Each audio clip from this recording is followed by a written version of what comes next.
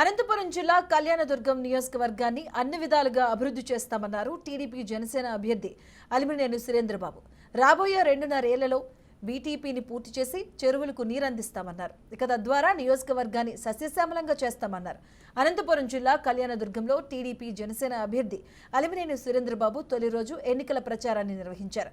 ఆయనకు ప్రజలు బ్రహ్మరథం పట్టారు. గ్రామంలో ఇంటింటికి వెళ్లి సూపర్ 6 పథకాలను వివరించారు. ఎన్నికల ప్రచారంతో గ్రామం పసుపుమయంగా మారింది. నియోజకవర్గానికి ప్రత్యేక మేనిఫెస్టోను ప్రకటిస్తామన్నారు. తనకే ఓటు వేయాలని విజ్ఞప్తి చేశారు. చంద్రబాబును ముఖ్యమంత్రి చేయాలని ఓటర్లను కోరారు అలిమినేని సురేంద్రబాబు.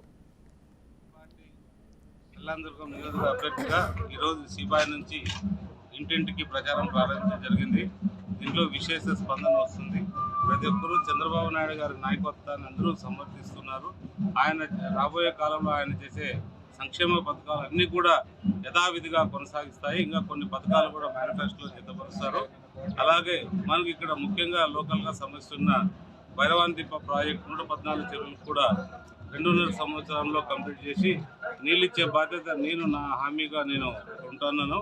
ఫస్ట్ అక్కడ వచ్చిన మేనిఫెస్టో చూసి ఒకటి రూపొందించి వాళ్ళు ఏమిస్తారని చూసి దాని తర్వాత ఒకటి మేము కూడా ప్రిపేర్ చేసి ఇస్తాం. తెలుగుదేశం పార్టీ జనసేన కూటమితో వచ్చే మేనిఫెస్టో చూసిన తర్వాతనే మరి మనము ఏం తక్కువ ఉన్నాయి ఏంటి అనేది ఆలోచన చేస్తాం.